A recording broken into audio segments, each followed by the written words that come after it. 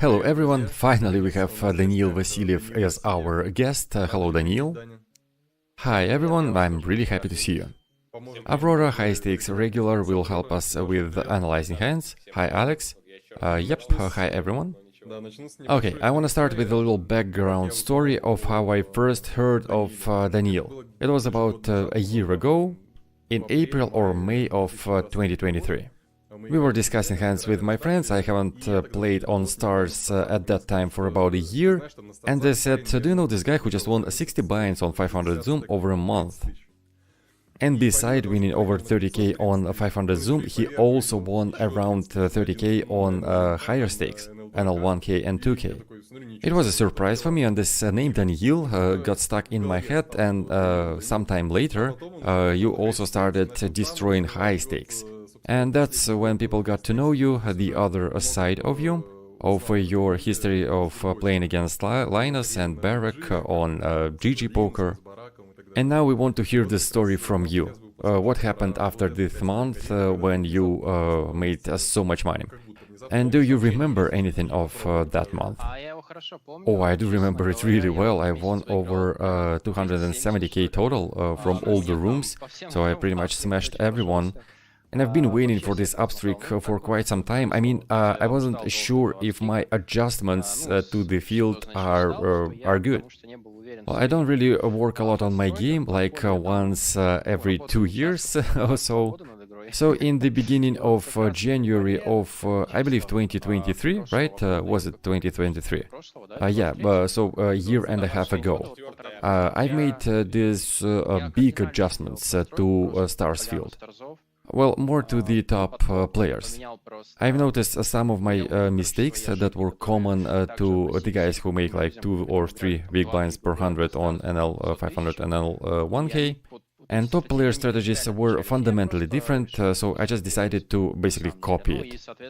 And then from that adjustment, I kept on building up my game.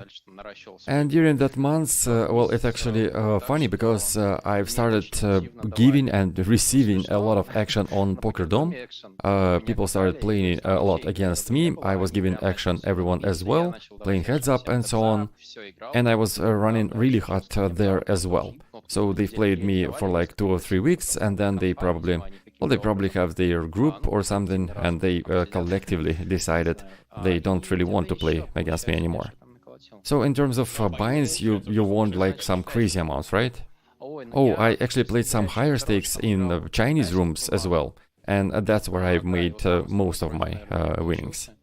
But yeah, it came down to something around 250k. But maybe I don't remember well. Oh, and I've won a tournament as well. But it looks really pretty on stars. You won 100 buy-ins. Can you imagine you won 100 buy-ins on stars over a month? And the volume wasn't like taste crazy. It was around 40k hands. Well, I wouldn't say that it is a standard volume for me. Well, just like everyone else, at different times I've played different amount of hands. And people keep on saying that I've won here and there so much, and my level of play is very high. But in reality, the volume I've put in over this time is just a joke. Yeah, I'm often in the lobby, but I don't really play that much. I've played over like 300k hands. Well, it's basically nothing. I think those who play poker for quite some time, they realize it. But these new guys, these new top players, well, I may be wrong, but guys like Barak, who played pretty much nothing in my opinion. Oh no, he played a lot already, he was a part of some reg wars and so on, so yeah. Okay, we will actually ask you a question about Barak, but later on. Well, I actually have some questions for some of the players. And I'm not trying to say that I outplay them, maybe I even lose money against them, but I play based on my feel, like some guys I want to play and I feel like I have an edge over them, and some guys I just avoid as much as possible. And even though I still battle some recs sometimes, I am actually the one who selects tables quite thoroughly. Well, you know, for different people, table selection could be really different. Oh yeah, of course. Someone just selects regulars, and let me ask you this question about Barak right away. In a Gypsy team video there was a hand of you against Barak, And you've said that for now you're feeling good playing against Barak, but maybe over some time he will adjust, and it wouldn't be as fun as it is now. Well, to me, Barak is one of the tops, one of the best. I really do respect a lot players that do not commit a lot of mistakes at the table, like obvious mistakes, and it's really tough to do. It goes for players like Munes, Barak. Well, this is how I see it, and what do you think about it? Well, to me, I feel really well playing against Barak, even if I lose money against him eventually, because I can push him through. Well, you know, it's like in a conversation. There could be a guy who is very patronizing. It's like he's above you and you can't push him around. It is also very important, right? But there are also some guys who are more restrained, who you can probably push around, who you can raise your voice against. And for me, heads-up play is kinda like that. And for me, I feel really comfortable playing Barak. I don't feel like I should lose a lot of money. And I don't really remember losing sessions with him. And of course, it's still funny because I haven't played too much of heads-up, like 20-30k hands tops. It's nothing. And against Barak it was like 3k. Oh yeah, probably, not more than 5k. Your analogy is really interesting. I mean, it is kinda like that. When you play against guys who can push you, who can put some pressure on you, like Stefan, for example. I don't know if you ever played against Stefan when he loses some money and then starts playing Martingale style, 3-betting 60% of hands, trying to play for stacks every hand, and so on. Have you ever faced this? Well, I actually haven't played against Stefan a lot. I've dug out this hand, especially for this video, against him. But yeah, when I was playing 501k, he played higher, and when I started playing higher, he is now playing lower. So we never actually faced each other. So it just so happened that we didn't really get a chance to play each other. Well, I think you will have your chances to play against him. Well, to be honest, I am not sure I want to play heads-up against him. And to answer your question about VPN, no, I don't really play VPN. You probably don't even know my nickname over there. Oh, no, I do. I have it written down somewhere. Oh yeah, I just played a couple of hands there and that's it. I mostly played in those Chinese rooms. Well, to be completely honest, I'm a little scared of playing on a VPN, because whenever I come to play there during evenings or during daytime, there are either empty lobbies or some reg wars going on. So from a professional standpoint, on a GG Poker, let's say, I can maybe occupy a lobby at some point, maybe wait for a weaker player, but on a VPN it looks pretty hopeless. Or you can also occupy a lobby on VPN. But whether a weaker player will join eventually or not is a big question. Well, I still have to play against someone, but what is the reason? I don't see one, I have no motivation pretty much. Well, on VPN you have to play at a different time. Yeah, you should play in the mornings, Thailand time, when Americans play. Yeah, GG Poker and VPN do not match in terms of time. I mean, on GG Poker I play during night times in Thailand. So yeah, for now it is Poker Rock or GG Poker for me. Okay, there was one hand between us that I remember clearly in my mind. It was in 2017 when I played NL1K a lot.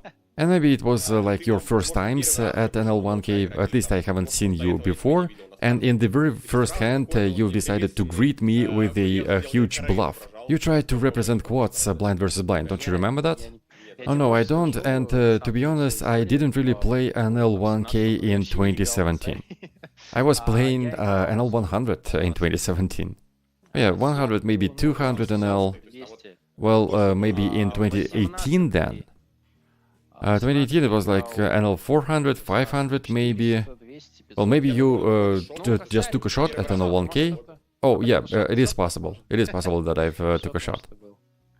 Yeah, you came out swinging. It was a year when I've played a lot of NL1K, around 600k hands over the year.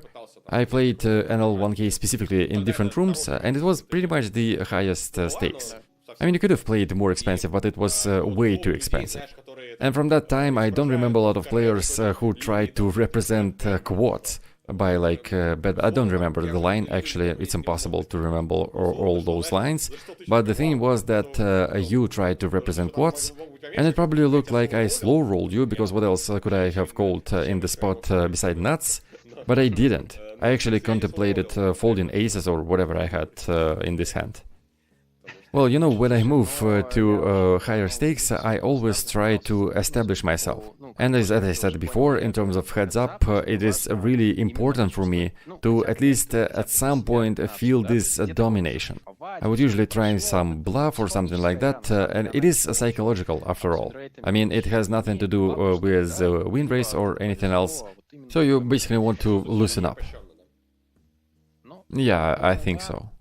So yeah, when I took my shots on higher stakes, I think I've had a lot of hands like this one, with a lot of bluffing going on, over bluffing, some stationary cooldowns, so I didn't care about randomizing anything, I just wanted to make players suffer. And then I feel okay. It's like, you know, you come to a new place, you fight the biggest, toughest guy, and you're okay after that. This is how it works in my head. You can call it a little childish, maybe. Truth Teller said that if you want to lower the pressure of money, you should try to play on even higher stakes, so then when you get back, the pressure is not that big.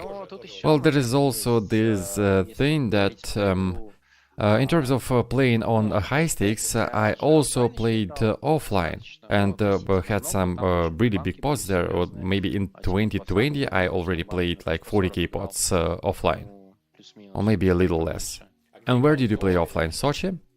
Yeah, in Sochi, I believe in the summer of 2020. Or maybe it was 2021, I don't remember. Well, me and Roma, we play in Sochi now often, you probably know him. Oh, Roma, yeah, of course, we know each other really well. And you know, guys, you can't hide from this guy, you should probably change the room. Oh yeah, he has a very tight grip on us. Oh yeah, he's the guy, probably still plays days and nights. So, what was I saying? Oh yeah, so I played already some high-stake games, so I didn't feel this money pressure on 5k. The only times when I feel this pressure is when I play for my last buy-ins. Like, I have 2 buy-ins left. Oh, I actually have a relevant question for this one. And yeah, in terms of timeline, in April, as you said, I've won a lot. I ran really hard and I won a lot of money, but there were times where it wasn't that good, and I also at some point invested really poorly. Lost a lot of money buying action for some really big tournaments. And in July, oh, it was like a year ago, right? A little more than a year ago, I borrowed 20k and started playing NL5k. Oh, okay, can you please restore the timeline for us, if it's possible? Let's start from this month when you won a lot of money, in April, I believe, on stars and other different rooms. And it looks like you often try playing higher stakes, and then you reach a Linus, and you lose, and then this moment when you borrow 20k, and then you won a lot, and now I believe on GG Poker you are #1 in terms of winnings over a long period of time. So yeah, please restore this whole timeline for us. Well, you know, when I was playing Linus, actually after playing Linus I never went broke. I've had a decent cash reserve at that times. On GG Poker I always knew that I can find some money if I need to. I mean, in the end of the day, I never felt desperate. There were always a way out, and also over the last year, I pretty much never lost all of my money, which is a big success actually for me as a professional player. Oh, that sounds sad. Yeah, but when I was playing 200 and 500 NL, my bankroll was pretty much endless. And there were no decent games on 1k and 2k where you can, well, like gradually climb up the stakes. I believe you were talking about it as well. Yes? Well, yeah, it's impossible basically to gradually climb up the stakes, and pretty much everyone knows it, so you either have to find some investors, which is kind of frowned upon in community, or you have to grind a lot. And your expenses will probably take a huge part out of your EV. And yeah, in the end of the day, it's a very long process. And this is why I always try to take a shot on playing higher stakes. In the end of the day, it wasn't like a big problem for me to lose a huge part of my bankroll. Like I have 100k and I lose it, well, I still have options, right? I mean, I play lower stakes, but I have the same EV pretty much. So, and it's not that different, the same grind, the same table selection. So the psychological aspect of this whole thing was really important when I was playing NL100. I knew for sure that no one will give me any money if I lose my bankroll. Nobody knew me, nobody will ever notice me. So yeah, at that time it was really important, but now even if I lose all of my money, I will be back in shape in like 2 days. Well, at least I will not jump off the roof.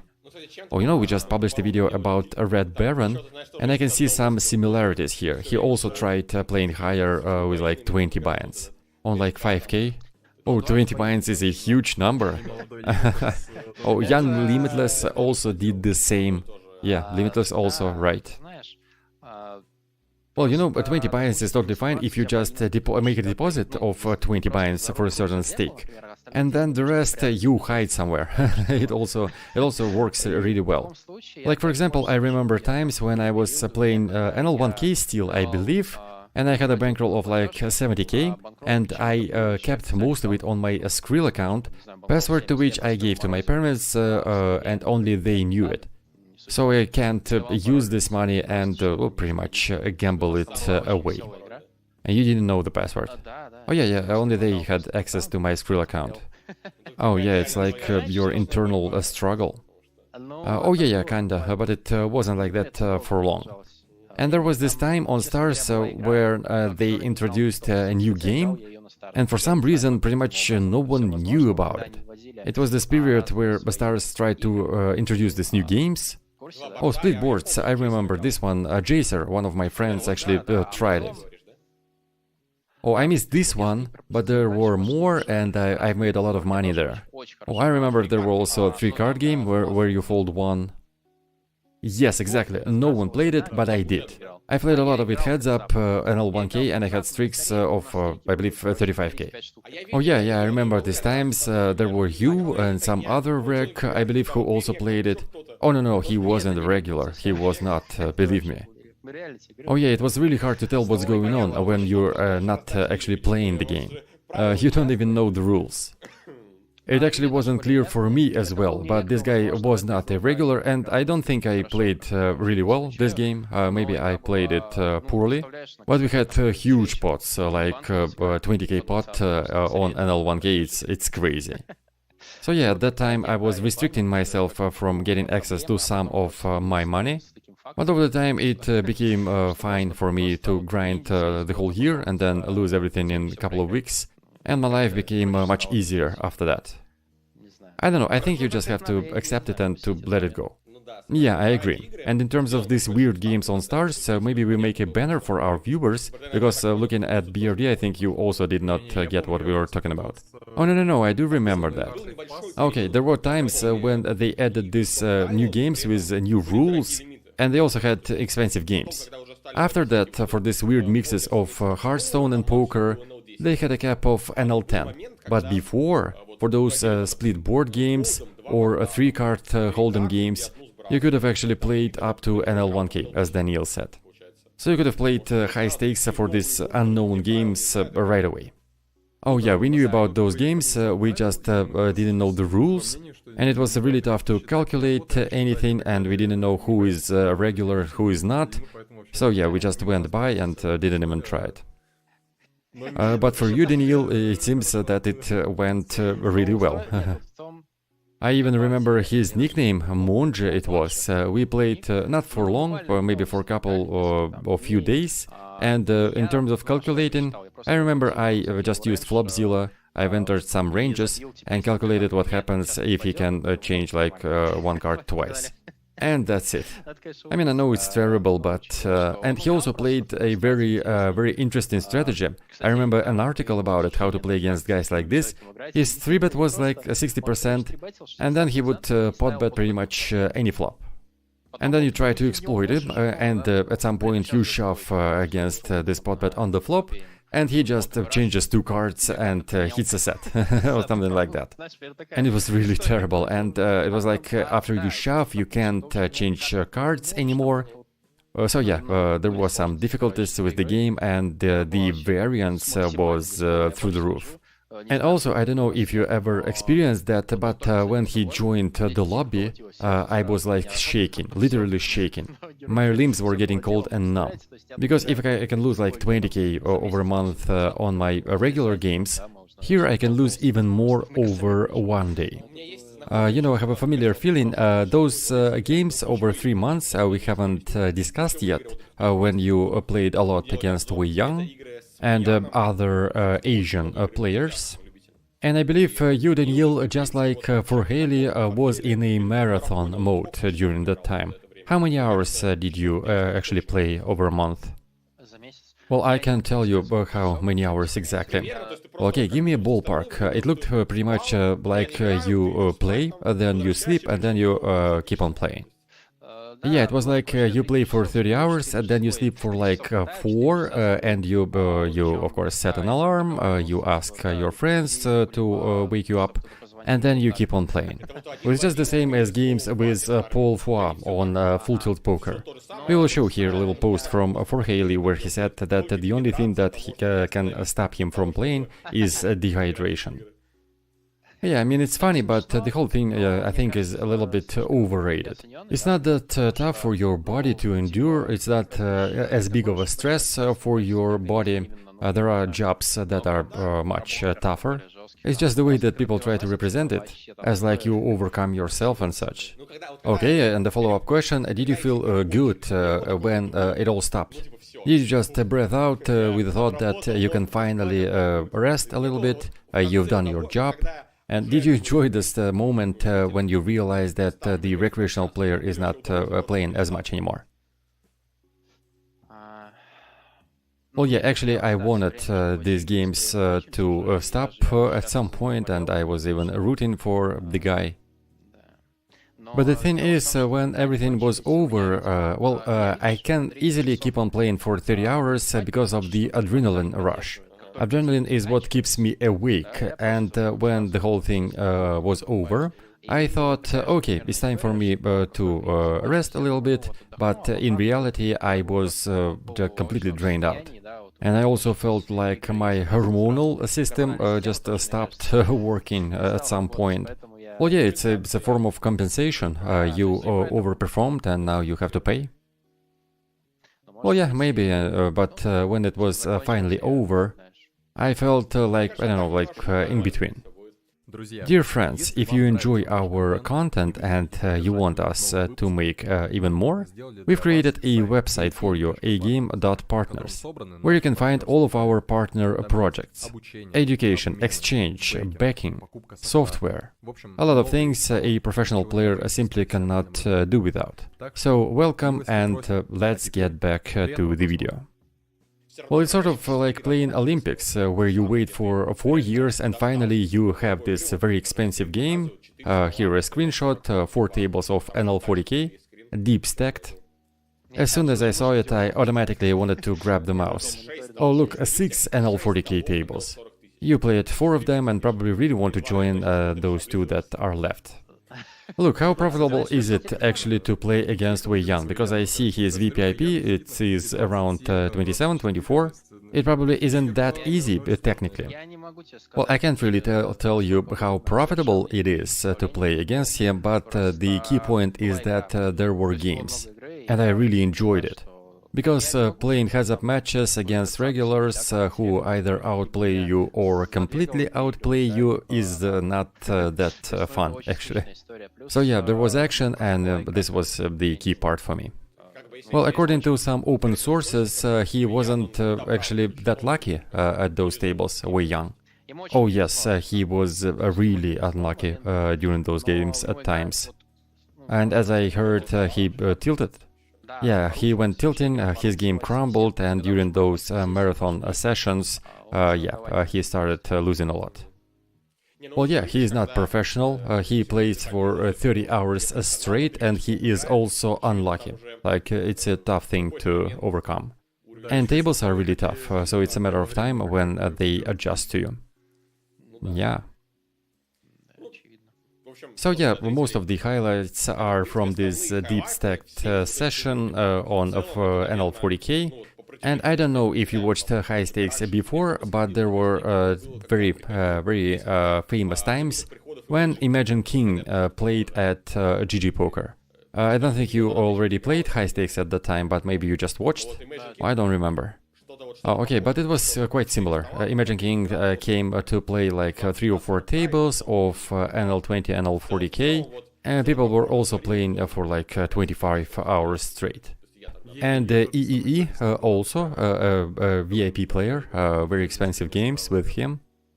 Oh yeah, EEE is a super VIP player, but he wasn't playing for long, for maybe like a week or 2. And I assume Daniil wasn't playing high stakes at the time as well. Oh yeah, I was playing at the time, but I got scared playing against him because he played NL80K. Well, not 80K, but he played NL40K, where you have to put a straddle in. I mean, it's like a 40K table, but you have to buy in for 80K, and it is mandatory to put the straddle in. So yeah, this is what he played, and it was way too expensive for me. Okay, so the hands. If you want to go over all of the hands, you should look on 2+2. I believe it all happened, most of it happened in June, so look for the June topics. There are so many hands, it's pretty much impossible to watch all of them, but we picked the most interesting ones. And Daniil wasn't playing in each and every one of them. Some of those are just really interesting to go over. And we're not gonna go deep on every hand. Okay, the first one between Linus and Tobias Whaler. Two super top regulars, small blind versus big blind. So Tobias block bets a flush on the river, and Linus turns his trips into a bluff. Probably tried to fold out some flushes. A quite expensive bluff from Linus, and what do you think about it? Is it profitable or not? What do you think about it if we don't know the whole cards and after the reveal? Well, to be honest, I don't expect anyone to fold a flush in a spot like that, so yeah, I wouldn't probably go for such a bluff. So you think that we have to fold out flushes to make it profitable? In my opinion, yes. Well, we can go over ranges and go over sizes, how much he has to fold out to make it profitable. Well, he check-raised the turn and then block bet the river, so the bottom part of his range is probably a straight. Oh, wait a second, can you show me please again? He check-raised the turn, right? Oh, well, yeah, probably straights. Yeah, it feels like we want to fold out at least the bottom flushes. Well, it's basically the same with the straight, I believe. Yeah, the difference is pretty much non-existent. Yeah, very small. And I don't think that Tobias would randomize here. It's more of a I have to call, or I want to call, or anyway, I think he would find a reason to call. And overall, after playing those really high stakes, it feels like people actually change their strategies. They become more stubborn, and I actually didn't get it from the get-go.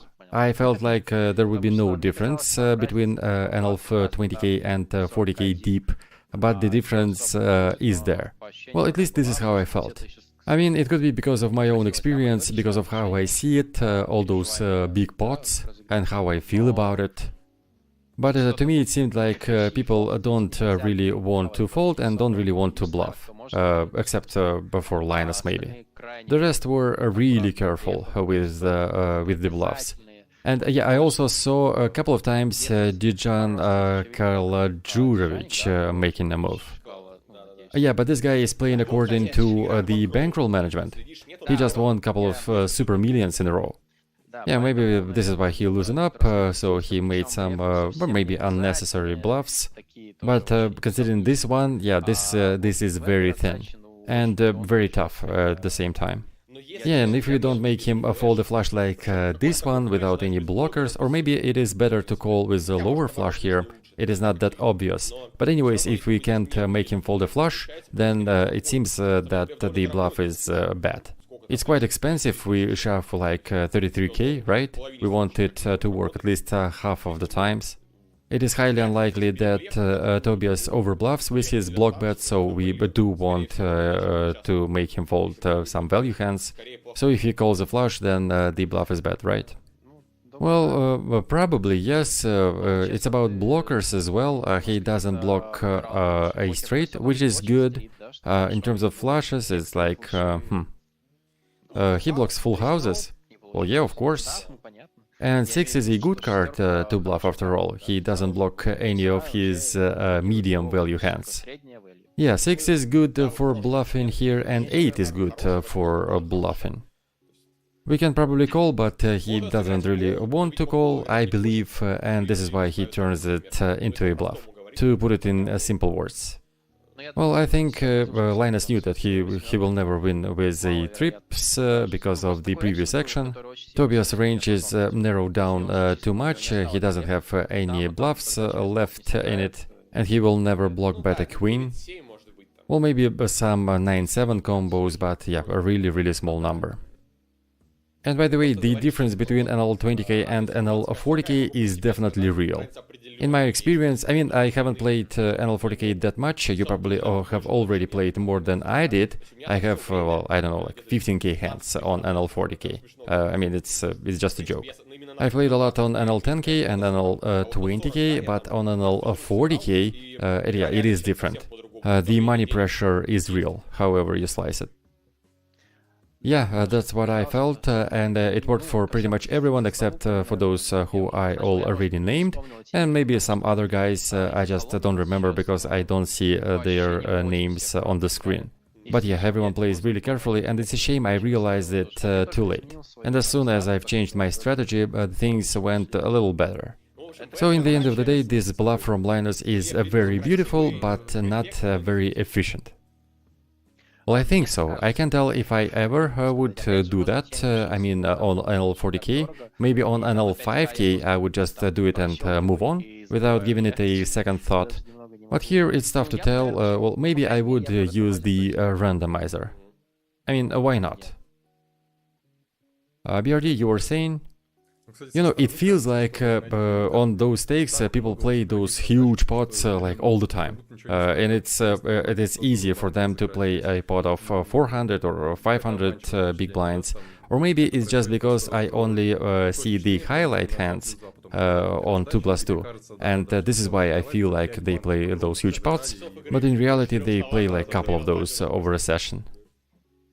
Yeah, it's true, and people wouldn't probably notice that you underbluffed in a certain spot in some big pot, let's say, because they try to evaluate you as a player overall, and not based on how you play on NL40k, and you will talk yourself into calling because of the EV and so on. But anyways, it was a different feeling for me playing 40k, even though I already played NL40k and I already risked like a huge part of my bankroll playing it. So it had to be a little bit easier for me, but even still, I felt the pressure. And I even saw the guys who play according to the bankroll management, so they play NL20k and then sometimes jump to the 40k games, but I can see the difference. I mean, if you have a bankroll of 2 million playing 20k and you lose like 500k on NL40, it's not a big deal, but maybe it is for them. They hold to their money, I don't know. Yeah, this is how it works, and I don't know what you think of him, but ja.sam.gale, Ivan Galinec, who is at this table on our screenshot, he is a very good player. I don't know how he plays today, but when me and Budi tried to make a ranking for players, we both rated him very high. So yeah, really good player in my opinion, but he lost like 700k in these games. Well, it could still very well be the variance, and I think I know the reason why he lost so much. Yeah, and obviously when you run cold, you start playing worse. Yeah, but I think in this game specifically, he just made a couple of errors. But then again, it's all subjective, and I can't value myself as a top player. Among these guys on this table, well, I can't say that anyone plays worse than I do. Well, maybe you're still better than Wei Yan? Well, it's questionable. I think we were pretty much equal. We can see this later in the hands. Well, I think it's a good approach. Well, objectively, you should look for some mistakes in other people's games, but if you see a guy making a mistake, it doesn't necessarily mean that he is a bad player, or at least worse than you. Oh yes, and in terms of Ivan, he was pretty much immaculate against me, because I didn't know what to do against him, where to put pressure, and how to outplay him. Like we were talking about Barak, to me it seems that I know where to push and what to do, and in some spots I think I can actually outplay him, but against Ivan, against Linus, I simply don't know what to do. For this whole time playing against them, I haven't seen any of them making something like way out of line, except for maybe some funny bluffs from Linus, and they are funny. Oh yeah, we have this hand you are talking about coming later. Yeah, this one and the one where he bluffed with 6 deuce. He opened this hand on the button. Yeah, crazy hand. I can recall it if you want me to. Yeah, we have this super bluff from Linus coming up. Yeah, okay, I'll come back to it later. So let's go to the next hand. Okay, this next hand, if you went over it on Gypsy Team, you can just say a couple of words. I know this is a very painful hand for you. But we want to show it anyway. Yeah, people were discussing it a lot. And the biggest question is how long did it take for you to fold this hand? 2 seconds. Yeah, it felt like it was either a snap fold or a decision that would take a lot of time to think through. And to me it seemed that it is a hand you could have called. Called? Yeah. Well, I don't think it's a good call. Well, maybe if it took me 4 seconds to think. Okay, let's go over the hand quickly for our viewers. So David Hanian opens in the cutoff. A very cautious player, I know him. Then Daniil 3-bets pocket sixes, and Wei Yan cold calls. Or maybe he was warmed up already by that time. So then David 4-bets, Daniil calls, and Wei Yan overcalls. So we have a multi-way pot. We hit our set on the flop, which is perfect. David bets, Daniil calls, Wei Yan calls. And on the turn, after 2 calls, David has like a third of the pot in his stack, so of course he shoves, and he faces 2 calls again. Well, David probably wasn't very happy when he shoved a third of the pot and got called by 2 players on such a board. Well, it's still a 25k shove when it's a third of the pot. Oh, I remember this one hand I saw on YouTube. A Russian guy played against Daniil Negreanu. It was really funny. Daniil was like, what are you gonna do? I'm gonna call anyway. He picked up chips already and was like, yeah, whatever you do, I'm gonna call. Pot odds, you know, call in anyway. Yeah, it was funny. Yeah, and I believe in this hand, this song Hello Darkness, my old friend, was playing in his head when he saw those 2 calls and then a dong bet shove on the river. Like, no chance of winning this hand, no chance for kings. We are losing it every time. Well, this hand could have gone different ways. He shouldn't have Queen 7 in his range, he also can't have King 10. He can actually have all of King 10 combos. And of course, after watching this hand, I've been thinking about maybe shoving on the river, and I of course fold out Queen 7. But he would have called quite wide. He would have called 7-8, 9-8, I'm sure. You're talking about shoving the turn, right? Yeah, shoving against the bet from David on the turn, and to be honest, I've never seen Wei Yan play like that. I've never seen him overplaying a hand that much. Not even once. And I've played with him for quite some time now. Well, it's a difficult spot, maybe he just got confused. Well, yeah, but this spot is quite unique actually, and I don't see a lot of 2-pair combos in his range, like what combinations of 2 pairs can he have on a 6, 7, 9, a Jack Queen board, even with all of those suited combos. And notice that his VPIP is 30%, but he always continues. He never folds after entering the pot. So yeah, if he raised, he will never ever give up after, right? Yeah, exactly, he open folds quite a lot pre-flop, but if he enters the pot, he is really sticky after. Usually he fights till the end. But at the same time, he is usually quite passive. And when he don't bet shoves, I only saw him showing nutted hands. And the other thing is that this was his last hand in this session. So he lost a lot of money on all the other tables. He started tilting, he lost pretty much all of his money on all the other tables, so he quit them, and this was the final one. And after this hand, the session was pretty much over for him. So yeah, right after this hand, he closed all the tables. This was the last one open for him, and yeah, he just stopped playing. And he was tilting quite hard. He lost a lot of money during this session, and even this hand didn't really help him much. So yeah, maybe I had options, but I don't know how to talk myself into shoving the turn. Well yeah, calling the river is definitely bad. And yeah, right after the hand I was set for like 20 seconds, and I also played it from the restaurant, where I was happily grinding 4 tables, but yeah, in the end of the day I wasn't devastated by it. And it's not like I was thinking about it after, or like couldn't sleep well. So yeah, not that devastating of a hand. It wasn't great to be a part of it, but yeah, nothing special. Well, I actually have a theory why he shoved on the river eventually. The thing is that you actually, well, you wasn't active, really active in this hand. All of your actions before the river were passive, so he felt like he has initiative. You just called on the turn, right? Yes, you just called. So yeah, you called twice, preflop aggressor is already all in, so he felt like he has initiative on the river. Well, you two did the same, you both called on the flop and on the turn. Yeah, I completely agree with you on this one. Yeah, it wasn't clear who has initiative after the turn. Yes, but he never played like that. Before this hand, he was always passive, and I wouldn't have been surprised if I shoved and so I sat there.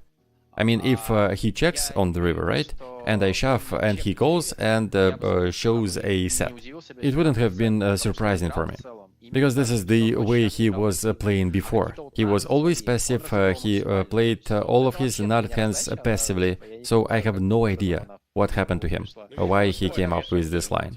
Well, he was probably tilting. Yeah, most likely something entered his mind at some point. Well, maybe because of it was his last hand, he was like, screw it. Yeah, and if we count his value combos, he has a lot. All of those sets and straights, and you have more chips than he does, right? So what are the pot odds? Around 25%? Yeah, I mean, it's really tough to win here 1 out of 4 times. Realistically, we don't beat anything. Yep. Or maybe some queen 9, queen 7 combos he decided to shove for some reason. Yeah, and his VPIP is 30%, so he has all of the combos of king 10 and not so many combos of 2 pairs. And also, why would he shove a 2-pair combo? Yeah, queen jack not very likely, maybe some 7 6s, 9 7s. I mean, he could have called ace queen, I believe, maybe ace jack, but I don't really think he would call queen jack here. You mean on the flop? Yeah, on the flop. Well, he called some weird hands before, but even for him, queen jack is a bit too much. Yeah, also hands like 10, 8, pocket queens, pocket jacks, way too many nutted hands. Yeah, exactly. I've seen this comment, guy says that this is an easy call, because cutoff's range discounts some of the straights, because he has kings in his range, and those kings discount some of the Wei Yan's straights. And I was like, oh my god, that's a 200 IQ right there. And at showdown we can see that he actually blocked those straights. Yeah, we can discount some of his straights because of cutoff's range, and he decided that this is a key factor that sways us towards calling. Yeah, this is crazy, man. This is some logic right there. And one more question, how unsettling this hand actually was? You said it only took 20 seconds for you to recover. Well, this one is not unsettling. There are some, but yeah, this one is good. And also, by that time, I was doing just fine in terms of winnings. And yeah, as I said before, I got used to money. And yeah, this hand didn't crush me. Well, it's frustrating anyways, a very unfortunate hand in the end of the day. You can lose even more after that, and I think it would unsettle a lot of players. And it is really not easy to shove the turn, I think, so yeah. Oh no, it's fine, I was just a little bit too greedy, wanted to lure him in. Well, the shove is not obvious in the heat of the moment, let's say. Well, I was expecting him to have hands like this, I wasn't just expecting him to play it like that on the river. And do we want to fold out hands like that? Do we want to fold out maybe ace-10? He would probably call ace-10, and he can also pay with ace-10 if he hits an ace on the river. Yeah, it's a very close call between protecting your equity and giving him a chance to improve. Yeah, and the game was really fun. In the beginning of the session, he would never pay off with an ace if, for example, he has ace-10 and an ace comes on the river. But by that time, he was really warmed up, let's say, and he would have paid off. Well, as a big fan of Linus, I of course gathered a lot of hands with Linus bluffing. Oh yeah, Linus is one of those who can easily bluff here. Oh, we actually have two Linuses at the same table. Oh yeah, the fake Linus, we have a hand with him as well, where true Linus tried to bluff the fake Linus. And this is one of my favorites. And yeah, while preparing these hands for this video, I realized that I actually want to play some poker. Those hands are just amazing. And I really hope our viewers will enjoy it. Okay, so what happened in this hand? Linus opened Wei Yan called. As Daniil said before, he has a quite wide calling range.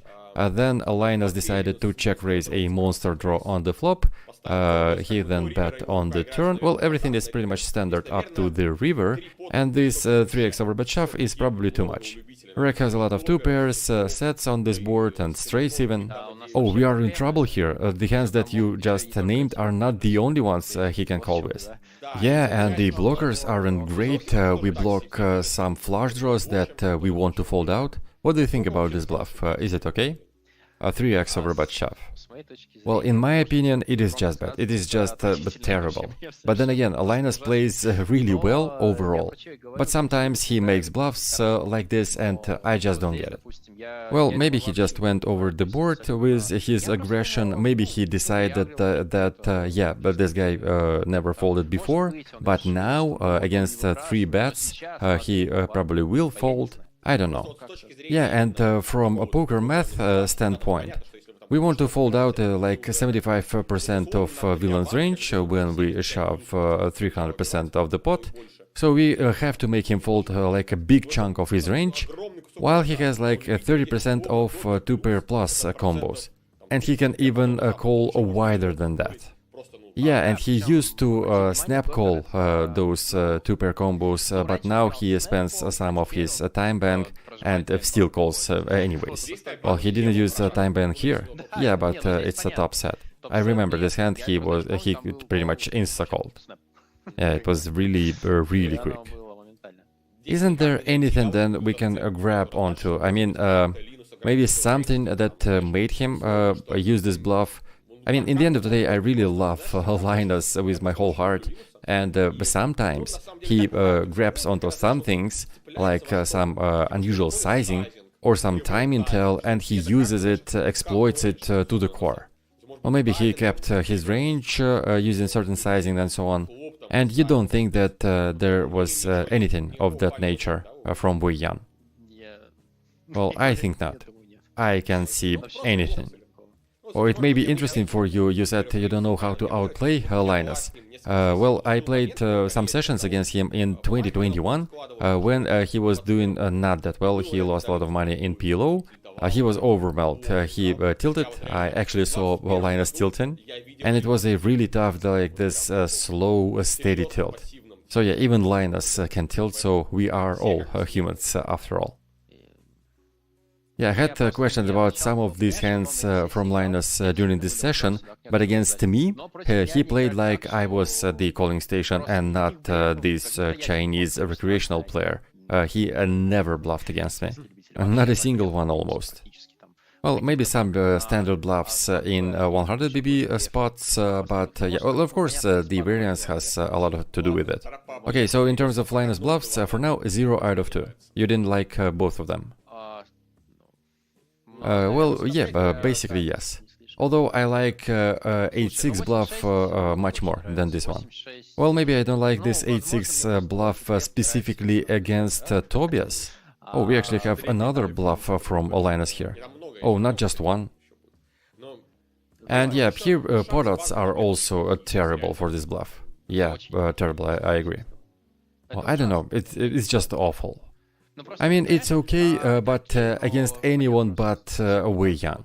If he did this against me, I would be probably shaking with pocket jacks. Ended up talking myself into calling still. But yeah, you get the idea. So yeah, it's a whole different spot against Wei Yan. I agree. Okay, this next hand against ja.sam.gale, this hand was like interesting for me specifically, but I hope it would be also interesting for you. And let's go over what happened here. So okay, so the effective stack is 200 BBs. ja.sam.gale opens with pocket sixes, and Linus 3-bets MP versus UTG. So it's a 3-bet pot MP versus UTG, 200 BBs deep. Then we have bet raise call on the flop, a bet turn, and a shove on the river. Well, we probably have to value bet here with pocket sixes. What have us beat? You get the action, right? MP versus UTG, a 3-bet pot. Yeah, I think we have to shove for value. Easy spot for Ivan, actually. So it's a fine shove, right? He just lost a lot of money, and I'm maybe looking for some mistakes from him. Well, no, I would not consider this hand as one of Ivan's mistakes during this session. We also block 6-7. Yeah, I think it's an obvious shove on the river. What has us beat? Well, pocket 7s. Yeah, pocket 7s, maybe some deuce-x combos with a flush draw, 7x with a flush draw. Well, I don't think we should even consider all of that. It's just that the pot is too big and it's a little frustrating. And the key thing here is that again, we don't see any bluffs. Both of them have nutted hands, pretty much. Okay, I agree on this one, and another bluff from Linus.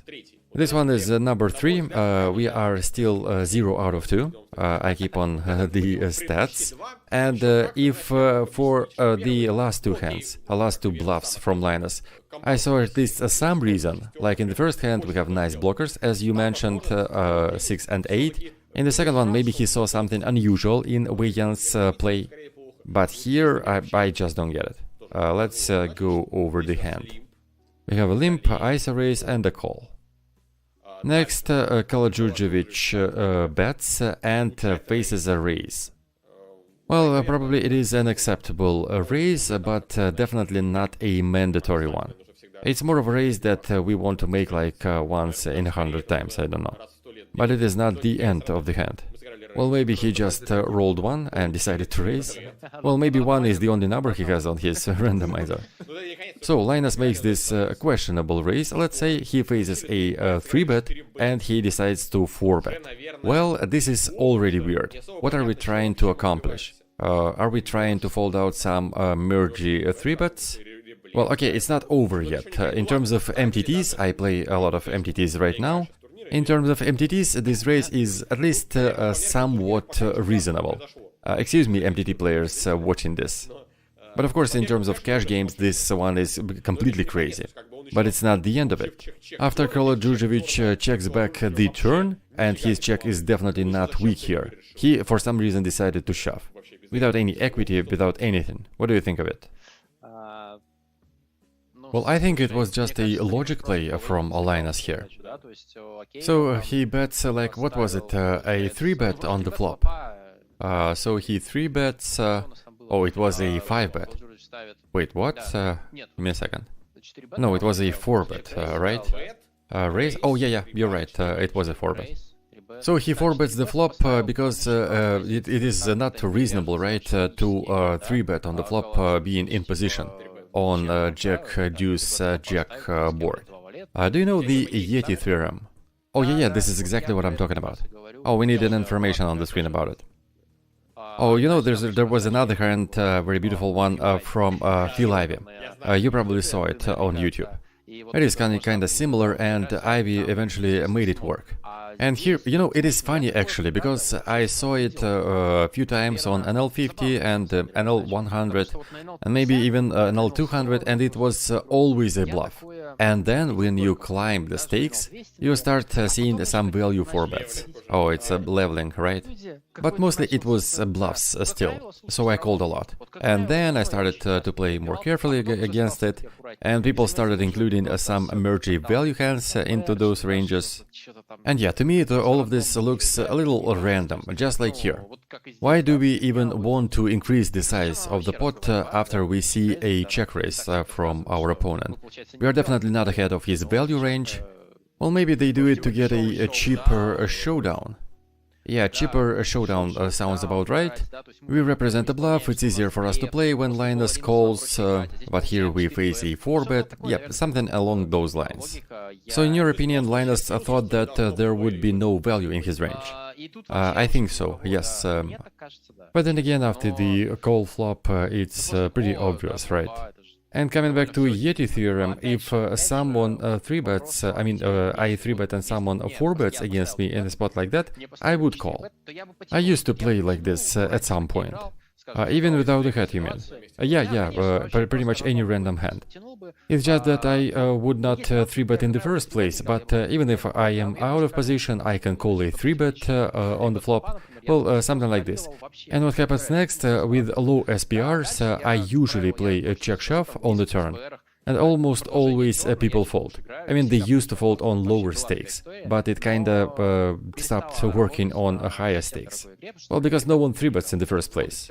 I mean, what Kaladjurdjevic did here, pretty much no one played like that for the last couple of years. Yeah, I agree, you will never face a 3-bet on a dry paired board. Well, last time I saw it probably in you know, it happens not so often, and I remember every time, because I won each and every one of those hands, and they are quite fun. Maybe I can recall like 4 of them. Well, it was before the solvers, right? Well, not really. Maybe someone just sees that I check raise like, I don't know, 20%, so he decides to randomly 3-bet, and just don't think through what to do after the 3-bet, and lose. Or there's a lot of that in the tournaments. So if you miss it, just start playing tournaments. Oh, I do believe you. And no one usually shows any value hands, right, in those hands. Well, Kaladjurdjevic did. Yeah, and it is really weird. Oh, I'm sorry, I almost interrupted you. Please continue. Well, there's nothing to add to it, actually. I mean, it does look strong. This is a line from Kaladjurdjevic. But maybe Linus assumed that Kaladjurdjevic is kind of overplaying his hand and he wants to steal the pot on the river, and so this was his answer. I don't know. I'm done here. So it's like 1 out of 3? You like this bluff, right? Or at least you think that it is acceptable. He thought that this 3-bet is mostly a bluff, so he tries to rebluff and so on. Well, I haven't played spots like that for quite some time now, and you know, I was talking about how when you move to NL40k, everyone who was quite aggressive and quite brave on lower stakes start playing tighter, and the same you feel when you move to NL5k, because there's no intermediate stake, right? You just go straight from 1k to 5k.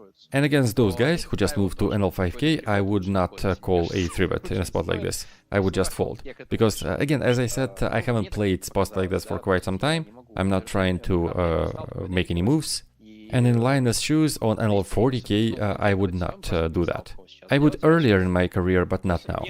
So you don't like this one. 0 out of 3. Well, we can give this one 0.5 points. Oh, okay, acceptable. Brd, can you imagine yourself playing like this? Oh, no, I would play differently as both of them. Well, Brd is now playing offline, You can maybe see something like that offline. Well, as weird as it sounds, in offline games, in my experience, people are more willing to play for the whole deep stack.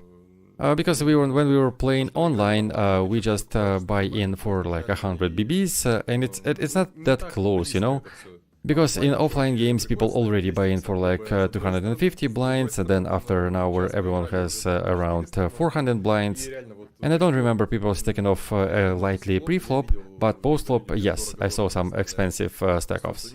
And recently I saw guys playing with 1300 big blind stacks. More than a grand effective. Yeah, imagine playing like 300 hands offline and having like your typical offline bankroll on your table. Yeah, this is exactly how I played offline in Sochi. I remember playing with 60k in front of me. And then we were playing at 2550, but then there were straddle and re-straddle, so it's like 2550, 100, 200, and effectively we are playing NL 20k. And in terms of my bankroll at the time, well, I was playing for like around 2/3 of my total bankroll. So 60k at this table was like around 200 blinds, right? Because you have not 2 blinds at the table, but 4 blinds with straddle and re-straddle. Yeah, something like that, and it was terrible. Take your game to the next level with GTO Wizard. Practice against GTO on all your devices. Study any situation using our revolutionary AI-powered solver. Upload your hand histories to uncover your biggest leaks. We have hundreds of hours of coaching from top pros, cutting-edge theory articles, and custom study plans to help guide your poker journey. GTO Wizard, the #1 app for poker players. Okay, this is a beautiful hand. I don't know if you saw it or not, but you were at the table at the moment. Oh yeah, of course I saw it. This is the unnecessary bluff I was talking about. Yeah, but it's still very beautiful. One of those highlights we want to show to our viewers. So, Kaladjurdjevic open raises small blind with ace-king, then he check calls twice and check shoves on the river, turning his top 2 pairs into a bluff. And he was also check shoving against an overbet. And of course he has a bluff catcher against an overbet, because Ivan represents a 3x plus. Well, maybe he can hope for a chop sometimes, but not very likely. Oh wait, what chop are you talking about? I thought Ivan just called on the big blind. Am I wrong? Yes, he did, and Kaladjurdjevic played check call, check shove with 2 pairs. Yes, he's turning 2 pairs into a bluff. Oh yeah, this part I get. I don't understand what chops are you talking about. Well, I mean, maybe Ivan is turning some like ace-5 into a bluff, and he can chop the spot with ace-king. Well, like ace-5, right, where he blocks some 3x combos. It's totally fathomable. Well, he overbets twice. What kind of bluffs can he have? So yeah, it's quite possible, I think. So we want to fold ace at least with our shove. Yes. And probably Kaladjurdjevic thought that he will always fold out an ace here. Alright, it's just a guessing game at that point. Yeah, I never thought anything like that, and the bluff is beautiful, it is. He chose an interesting hand in terms of blockers. In terms of suits, he blocks king 3. Yeah, king 3 and ace 3 offsuit as well. Yeah, both suits are fine for a shove, and maybe it is a correct jam at some frequency, but then again, trying to make villain fold a3 is not an easy task. Yeah, it's questionable, but I'm not a specialist. I'm just sitting around here at the table. Well, I was hoping that you are a specialist. Well, you just look at my color tag, it makes it obvious who I am at this table. Well, it's not my screenshot, not my tags, but yeah, someone at 2+2 just marked you as a wreck. Well, maybe he's your personal hater. Oh, maybe just a regular from a PokerDom. Also an option. Oh no, he's a foreigner. You see, GG Poker tag. So, yeah, you have some haters in the Western community. Okay, it's fine. Well, maybe it's for the best in some sense. Yeah, it's cool actually. And as BRD said, you may think that every second hand was like that at those tables, but it's not. Yeah, and from Kaladjurdjevic, I think it's Kaladjurdjevic. Oh yeah, okay, I've seen it a couple of times from Kaladjurdjevic. When I was saying that he is capable of bluffing, this is the hand I was actually talking about. It really stuck in my mind. It's a brave move, especially against Ivan, whose strategy is basically to call everything down. I mean, he's kind of a stationary, and I really don't expect him to overfold here. Well, you know, if you compare this one to the previous three hands from Linus that we saw, I think this bluff is more reasonable. There were at least some chances to fold out bare trees. Oh yeah, of course. The guy overbet twice and we shove against that. And by the way, Ivan knows how to make those thin folds.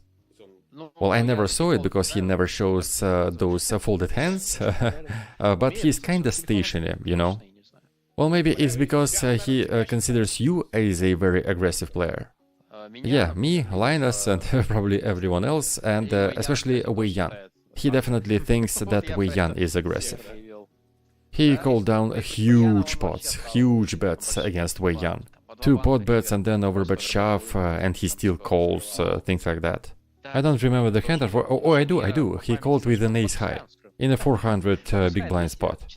And yeah, he called with ace king on the river with a blocker to the nut flush. Oh yeah, I saw this one but decided to skip it. Yeah, it's amazing. I don't understand a thing. It was like they were all playing against me. They were super loose and super active against Wei Yan, and then against me, they were using the right ranges, interrupting some bluffs, and so on. And I was like, yeah, why not, guys? And there is another screenshot of 6 NL40K tables, and look, you are also marked with some specific color here, and there's a note on you as well. Oh yeah, I see this stuff all the time, and then again, I'm not that good in terms of theory. Well, maybe sometimes I defend hands I'm not supposed in theory, or maybe it's about you being very aggressive. And you are very aggressive comparing to the average high-stakes player. Well, maybe you're right. Oh, look, you have 100 VPAP on one table.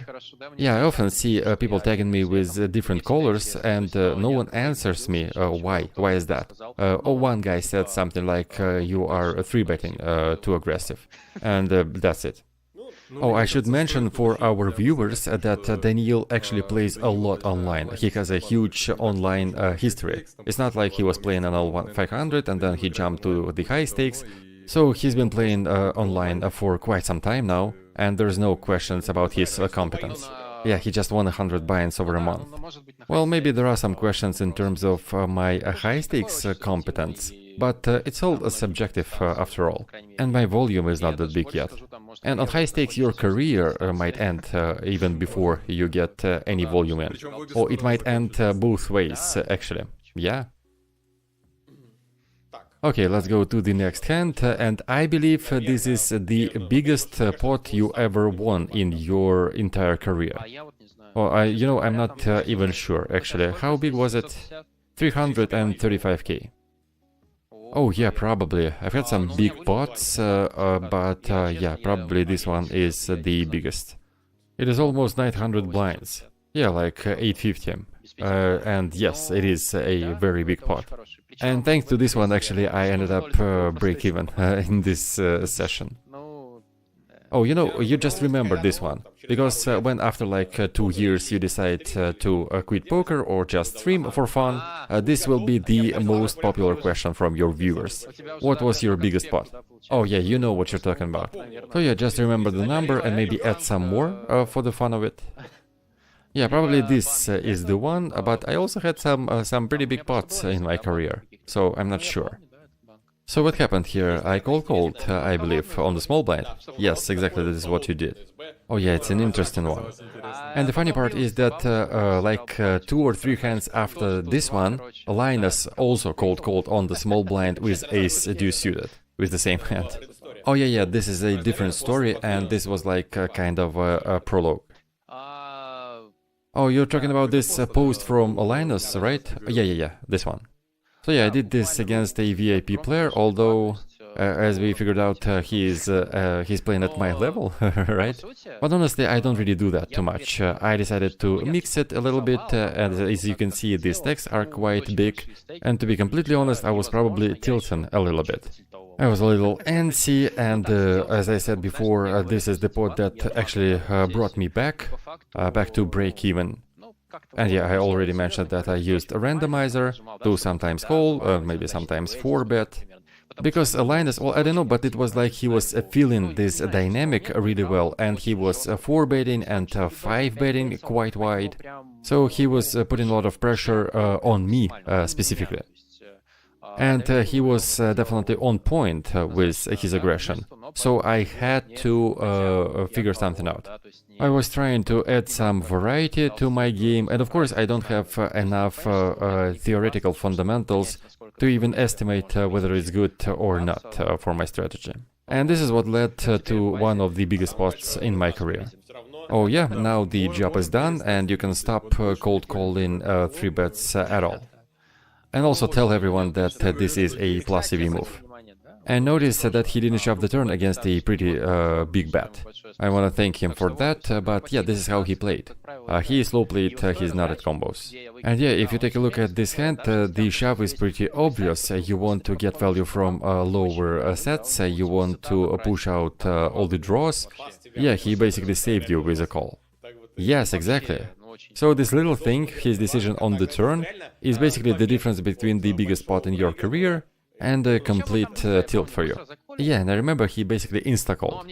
And in terms of potential bluffs, well, I don't know. It would be really tough for me to find a bluff here. Oh, he definitely made some worse calls, so worse than second set. Yeah, it's really tough to fold a set here, I believe.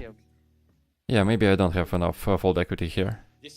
So yeah, the story I was talking about, after this hand, after this session, Linus, who only posts on 2+2 like once every 2 years, made a post where he included this hand with ace-deuce, another cold call from you with, I believe, pocket 7s, and his hand with ace-deuce.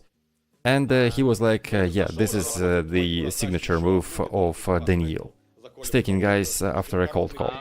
Oh yeah, this hand, it was pocket 6s. Pocket 6s I called, I hit quads, and I stack a guy with a full house.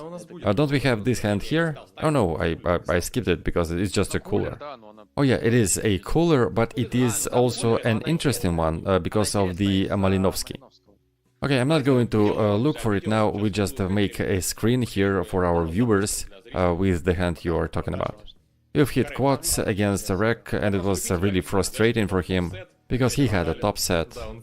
Yeah, and you know what, I wasn't really that happy when I saw the showdown, because I was really feeling his pain. I mean, if he just loses his stack with like ace-10 in a standard hand, this is one thing. But what happened there, it's just crazy. I've had some coolers in my lifetime, but not against him, I believe. Although against him, there was one against him, like a 300k pot, set over set in a 4-bet pot. Well, it wasn't that painful, right? Yeah, and it wasn't that frustrating. Okay, let's get to the next one. Oh, they changed my tag. Yeah, they did, but notice that it is still different from other wrecks. Oh yeah, but it is at least closer to the wrecks now, right? Yeah, but here Kevin is closer to Wei Yan in terms of colors. Yeah, someone has to be, it seems. Okay, this hand is very beautiful technically. Brd likes this one a lot. And the line is quite rare. Check call, check raise, check call. And maybe we can dive a little deeper for this one. You said that this is a very simple hand for you, but yeah, Brd, what do you have to say? Okay, let's run a little experiment. I'm going to put players on ranges, then Alex will correct me a little bit from the high-stakes player perspective, and then Daniil will correct it again from the participants' perspective.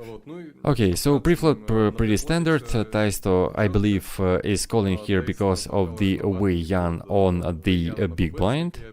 Our range is totally fine with checking on the flop, and if I remember correctly, we played check call flop, check raise turn, right? And the question is about our turn check raise. I mean, how do we realize our equity? We cannot call here, but when we check raise, we are kinda isolating ourselves against flush draws better, and of course he still has all of the boats in his range.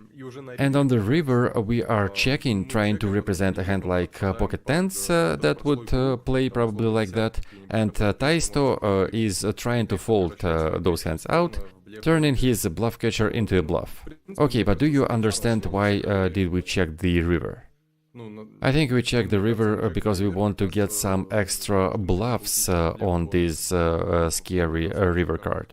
But what do we represent when we check raise the turn? We always want to figure out our value hands first, and then bluffs. Well, to me, we represent here full houses, of course, the top, absolute top of our range, and also overpairs. And to me, it's really easy to imagine those overpairs like pocket tens, pocket jacks, pocket queens, that we can actually play like that. We are okay with checking those hands on the flop, we are okay with check raising those hands on the turn, especially considering that Taisto's range here is probably not that narrow. So this area of our range, those hands, are the easy target for Taisto's bluffs on the river. Yeah, you're right. Yes, this is the point exactly. Even if we don't raise any full houses on the turn, and we mostly will check raise our sets on the flop in a spot like that. But the key point is that we want to mostly check raise our overpairs on the turn. Queens, jacks that were waiting for a decent turn card to raise. And on the river we don't have value, we either block bet or check, and Daniil basically check called for value. And it's easy to come up with bluffs for Taisto here, some 6x combos, 5s, 4s. Well, let's ask Daniil. I assume that you will mostly block bet or check on the river with your entire range, mostly checking, I assume, because Taisto has a lot of flushes in his range. He was calling before the rec, so he can have all of these suited aces. Hands like queen 8 probably, although you block it, or maybe queen 6. Okay, yeah, but this is pretty easy. To be honest, let's start from the flop. Flop check call is not that hard to justify, I think. As many other players, I mostly check on this board, on this flop, so I basically check my whole range.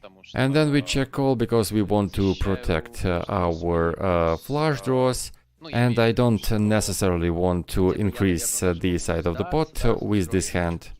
I mean, maybe we can check raise it sometimes on the flop, but mostly check call. And on the turn, first of all, I like the fact that we block pocket 8s and pocket 9s, and if you noticed, he didn't have a full stack at the beginning of the hand. He had like 80 or 70 blinds, so he will call 8s and 9s more often, I think. I mean, it works the same in MTTs, right, where you have to play with different stack sizes, and you play it, I mean, well, it's weird, yeah, but you probably do the same, you adjust to the stack sizes. Yeah, people 3-bet less when shallower. Yeah, this is what I was trying to figure out. Didn't want to call you an MTT player. And guys, this is of course a joke. And I repeat once again, this was a joke.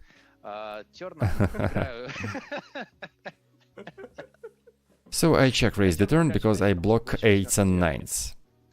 And by the river, it is clear that I cannot shove for value. We only isolate ourselves against a stronger range, and I don't expect him to call with like 5s, let's say. It's highly unlikely. And as you mentioned, I have a lot of pocket pairs that turned into nothing, basically, on the river. And if I block, I represent a quite narrow range, although I think I can block bet here. It's just hard to tell what do I get value from. Well, queens with a spade is a fine hand to block bet. Yeah, I agree, but the problem is that I can't come up with any bluffs here. Yeah, same for me. Although when you block, you don't really need those bluffs as much. Or maybe like ace-5, ace-4. Yeah, I thought about it, but we block 5s and 4s, which is also not great. Oh, ace-3 is an interesting option. Oh yeah, ace-3 actually could be fine. But you know what? Well, I don't know, maybe it is a bit too much, but I think that with ace-3 it is better to shove, if we want to bluff it. I mean, 10%, what do we get? We only induce some bluffs and get some very wide calls. And I don't have a lot of ace-3s in my range to begin with. And in terms of my decisions against Taisto specifically, I think that he will call a lot on the turn. All those pocket pairs, hands like 7-6, and it's not a very pleasant spot overall. So we have less fold equity on the turn, but more implied odds on the river. Yeah, exactly, less fold equity on the turn and more implied. And yeah, in the end of the day, the plan was not that great, because if you don't get this spade on the river, what do we do? Well, I think we have to bluff, because we make him fold flush draws stronger, and we block 8s and 9s. So yeah, on a blank river card, it's not that great. It's easier and more pleasant to play value hands than bluffs. Okay, so this is one of my favorite hands. I don't know if you saw it or not, you're not at the table. Oh, Fight of Linuses. Yes, let me give a quick introduction to our viewers. So we have a real Linus here against a fake Linus, his biggest fan from China. And fake Linus value bets against the real one. And the real one turns his ace, his strips into a bluff. What do you think about this value bet with ace-king? Kinda questionable, I'd say. Well, to me it looks fine, we should value bet ace-king here. Oh, he has ace-king, I got confused, I thought he had ace-5 in this hand. So yeah, I think this was played really well from the fake Linus, he got the real Linus caught up in a trap. He was bluffing with an idea of folding out chops. Everyone's favorite bluff, right? And the fake Linus had like only 6k left behind. So, I don't know, Linus is a real Linus trying to fold out maybe like ace-10s, ace-5s, hands like that. So yeah, it seems that we fold out chops and we don't really expect him to have stronger hands in a fake Linus's range. But he had one for this special occasion. And he was pondering here for quite some time. We saw this little clock, but I've been told that he spent his entire time on here. Yeah, I like these hands where a guy shows a combo he would never fold. Yeah, but if he had like ace-10, let's say, he probably could have folded. The only question is if he ever has ace-10 here. Yeah, that's a good question, because this bet on the turn is like a block. And then he thinks, why would I bet on the river? I'm not making him fold any ace-x combos, and to value bet an ace is probably way too thin. So yeah, there's no reason basically to bet here. Yeah, we had a fight of a fan and his idol. Yeah, a fan against his idol, and I think it was very cool for the fake Linus to play a pot against your idol and to actually beat him. I think he had time of his life here. Yeah, the idea to fold out chops didn't work yet again. Have you seen this one? Yes, I have. Okay, brief introduction for our viewers. We can discuss this hand for ages. It is very beautiful. It is one of those hands that are so beautiful you actually want to play poker again after reviewing it. So what happens here? Linus bluffs on the turn with an idea of probably folding out all of the pocket pairs between 5 and jack. Villain calls, then he gives up on the river. Villain decides to turn his hand into a bluff, and Linus calls ended up losing to a bluff. This hand shows all the beauty of this game. We bluff on the turn, then we bluff catch on the river, and we read the situation right. Villain does bluff, but we still lose to a better hand. To me, it even sounds beautiful, the whole thing, what happened. For those who don't know or didn't see the hand, I'm gonna go over the action. Linus played bad check call, and Stone Cat is Siyama, a top player that fights against Avr0ra a lot. But you probably didn't play a lot against him, because he mostly plays on a VPN. Oh, I actually played some heads-up matches against him. Oh, okay, but anyways, here we have some crazy bluff. Yeah, this is probably way too much, because Linus likes to make hero calls. The funny part is that they are both targeting the same group of hands. Linus was trying to make Yama fold some pocket 8s, pocket 9s on the turn, and then Yama is trying to do the same against Linus on the river. 9s and 8s, can you please show me the turn again? Here it is. Well, maybe it was some sort of a merged bet from Linus. Can he bet 9s or 10s like that? Oh, I don't think so. Okay, but what Stone Cat is trying to make Linus fold? Some 6s? Oh, this is what I was wondering about when I saw the hand. It is a big question for me as well. Well, I think he was trying to fold something like pocket 9s. You don't think he has a check call in range here? Oh yeah, maybe he thought that this 6 on the river improved him in some ways, and from Linus's point of view, it's also weird. Maybe he protects his range this way, because he already pushed all of his value. I don't know, to me it is more clear than what Stone Cat is trying to do. I don't think he expects Linus to have a check call in range, or like maybe 5% at most. And if Linus made a mergy bet on the turn, which Linus is totally capable of, with like pocket 10s, then we fold those as well. I think he had this line of thought, and it looks right, because he eventually turned his hand into a bluff. Well, I don't know, I don't get it. But he won eventually. Yes, he did. Well, did you check it in the solver? I did not, but I expect solver to never bluff here in a spot like this with a 4 or with a 5. You know what? I did check this one out.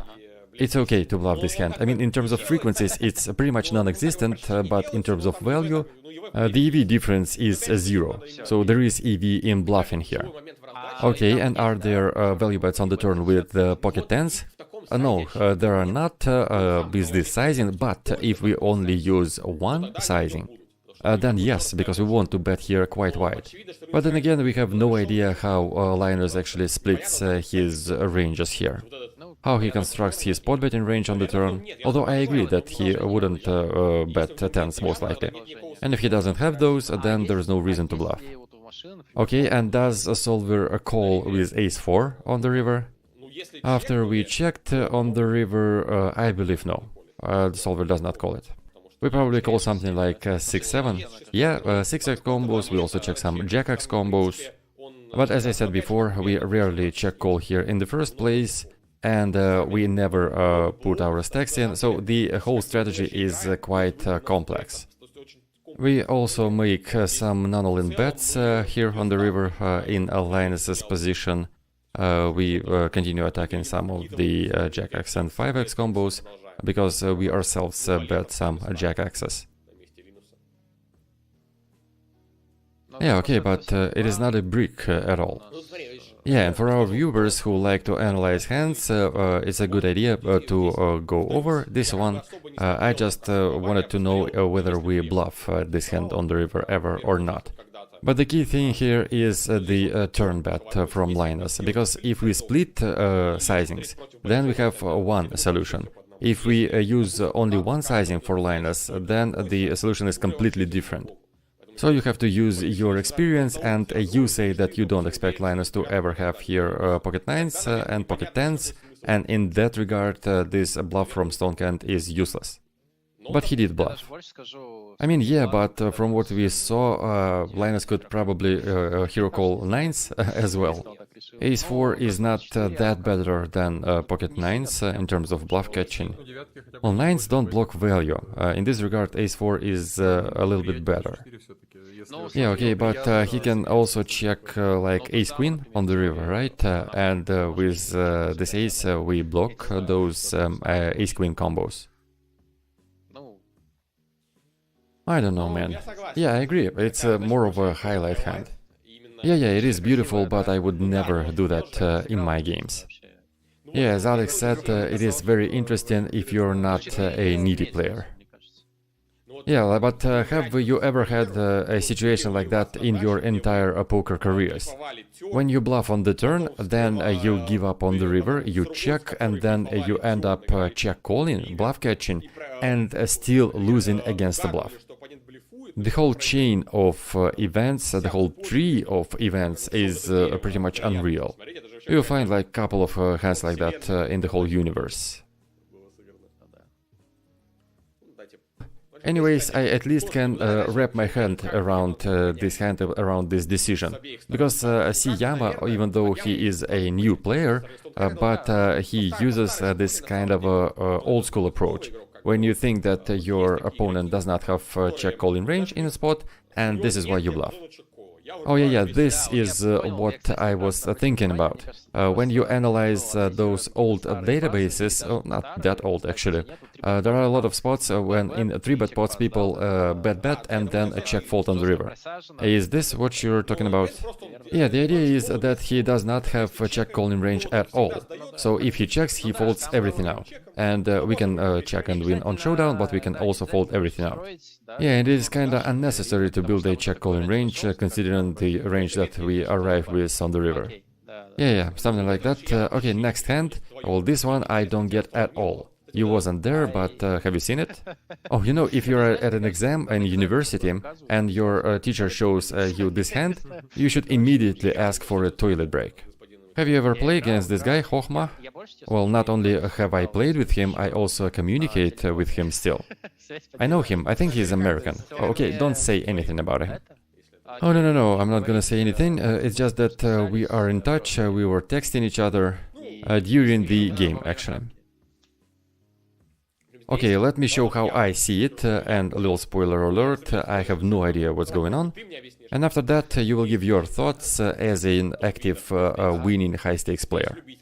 Okay, so recreational player raises, Chris 3-bets, and Avr0ra, who is a very careful player, called 4-bets. And Chris calls. Well, for now, everything is pretty much standard. On the flop, Avr0ra puts a decent-sized C-bet, and Chris decided that he wants to merge raise against this big C-bet with deep stacks, like 200 plus, as I see it. Well, maybe we fold out some bluffs. I think this is one of the hands he's trying to make him fold.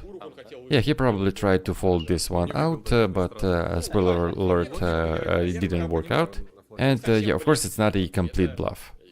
So we raise on the flop instead of calling, we fold out some bluffs, maybe get some calls from hands like ace-5, and then we can check down against those. Well, I think he just tries to prevent those polar bluffs, which are not that pleasant to face. And then when queen comes on the turn, we bet the turn and then we shove the river. And we shove like half pot on the river, so we put in 2 quite big bets. What are we trying to achieve? Are we bluffing or value betting? Usually people ask me, is it a bluff or a value bet, and usually I do have an answer, but not here. No idea. Well, same here. 4-bet pot, maybe we are value betting ace-king. I don't know, I have no idea. Same here, man. Maybe he just confused his hand for something else. Anyways, it's really bold, and I think he was trying to fold out aces and kings. Yeah, I also think that this is more of a bluff. There are simply no hands that we are getting value from. Well, we can get called by ace-5. Note that 6 has paired on the river. Oh, I know what's going on here. It's an offline move, they call it semi-bluff, but not your classical semi-bluff. The idea is that we fold out some better hands and we got called by some worse hands. Oh yeah, like we fold out jacks and we get called by ace-5. Exactly. Oh, it could have worked actually. We could have make Avr0ra fold jacks, but we never make him call ace-5, I think. Oh yeah, a flashy hand anyways, but I'm wondering why didn't he check the river? I mean, we still get this value from like ace-5 and so on. Yeah, I just don't get it. Was he that sure he makes jacks fold? Yeah, but it's still very narrow. Aces, kings are still there. Yeah, I agree, and we never make him fold aces or kings. I don't know, maybe he thought that he would shove aces and kings on the flop? Oh, no, never. And also, in my experience, a guy like ja.sam will never bet 2/3 of the pot with jacks on the flop. Well, he did bet with ace-queen. Yeah, but ace-queen was a bluff. Yeah, but he still called a raise. It's like, you know, when people in comments say that this is just button clicking and poker is all about luck, and in this case specifically I agree with them, because I just don't get it. I have no idea what they are doing. I would also leave a comment like that easily here. Yeah, nothing is clear in this hand. And it's interesting because from what I saw, I thought that Chris is a very competent and a very solid player, a careful one. I don't know. Oh, he's capable of that stuff, and he's young as well. I believe he's like 20-something, like 22, or maybe I'm wrong. But he arrived on high stakes not so long ago. He's young, he's passionate, and he sold some action for these games, and his backers probably didn't really like this move from him. Oh yeah, if you show this hand to your backers, I mean, some questions might arise. Well, is it possible that ja.sam is the one who backed him? Oh, this is a good explanation of this move, if he plays for nothing, if he sold like 100% of the action. And now imagine his backer saying like, oh yeah, it's pretty standard, I would do the same with pocket tens. Yeah, trying to make fold jacks, getting calls from ace-5, yeah, it's all clear. Just a cooler, an unfortunate one. Okay, this one we saw, you winning 100 buy-ins. Not many people won 100 buy-ins over a month. Oh, you know, I've actually had many months like that in my career. Okay, here's the hand against Stefan, and one of the most frequent questions today on 2+2 and on my streams is if Stefan actually makes money playing NL1K. Here's the screenshot of him grinding 5 tables of NL1K against different opponents, including heads up. And what do you think? Is he still a winning player on NL1K on stars? Oh, sorry, on GG. The problem is that I have absolutely no idea. Okay, but if you have to bet whether Stefan is winning on NL1K or not, what would you bet on? Well, I still have no idea actually. I'm the wrong person to ask this. But I know that the rake on NL1K is huge, and he plays immense volumes, so he has to make some money through a rake back at least. A very good, a very capable regular in the past, so yeah, to me it's obvious he has to make some money. Yeah, and on this screenshot we can see what volume he puts in. Well, this guy is probably a rack, although the table is empty, so yeah, probably not a very good rack. You see, I lack data here. I know that he is a solid and aggressive regular. He used to play high stakes, and that's all I know basically.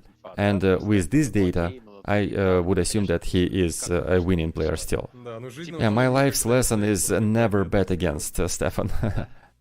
Oh really? Then yes, he probably really makes some money, and he also is a very exploitative player as far as I know. And this type of players should always win money, if they adjust correctly. So yeah, it's a weird question to me. It's like asking whether you will beat NL25 or not. I mean, the answer is clear, you don't even have to think about it. Yeah, but the rake is huge, like here they are playing heads up with like 12 VBs effective rake. Well, you know, people are still beating these games, right? Well, after rake back, yes. Okay, and I didn't really grind NL1K on Poker Rock, it happened in the beginning of 2020. I was grinding, I was number 1 in the leaderboard. Did you end up making money? Oh, probably not, because I had to stop. I don't remember really, I remember making like 30k in one day with all the bonuses, but they only gave bonus money if you make quads. But anyways, there were days when I make like 30k, but in the end I think I was around break even, and I didn't really like it. I came back to stars. So yeah, I'm not sure, but I would say that it is impossible, in my opinion, for so many players to lose money there and keep on playing. I think it is just a matter of time when you start making money if you are a decent regular. There's also the story that he lost his money somewhere, and of course it lowers his self-esteem, it hurts his ego, and it could also affect his game. But anyways, I'm not sure. I'm not that guy who will say like, oh yeah, I know him, he's bad. He is bad, I've seen him play, especially because of this hand and so on. It's really cool actually that you found this hand, a hand against Stefan. Everyone knows Stefan. I haven't actually played against him almost at all. And here's the hand where I successfully bluffed him. Like a little achievement for me. It's not just an achievement, it's your famous double bluff on the river, and not against anybody but the Stefan himself. Double bluff means that we bet on the river with a bluff, and after villain raises, we re-raise again. It only works when we bluff in the first place. If we start as a value bet and then we turn our hand into a bluff, after his raise, it's not a double bluff. It actually happens rarely, and yeah, it worked against Stefan here. It's also worth mentioning that Stefan used his time bank after the shove, so he had something to think about. Oh yeah, I remember during that moment my heart was about to jump out of my throat. I was really worried that he can actually find a call against my shove. Oh yeah, it could have happened easily. Yeah, and I remember not realizing what hand he has. With what hand he can think here for like a minute. Or maybe he just got stuck a little bit. Yeah, or maybe he was like sitting there with, I don't know, 9-8, thinking, oh, you're probably bluffing. I can call here, I can show you 9 high. Or like 6-7 of clubs. It's funny that you say that because this is how he really plays the game. He's often like, oh, so you're bluffing here. So he could have been thinking about a call here with like King 10. Or King 10 is actually quite realistic. Or maybe he has folded a value hand actually. Well, I don't think he was trying to make me nervous or to make me angry with some of his bluffs he knew he's going to fold.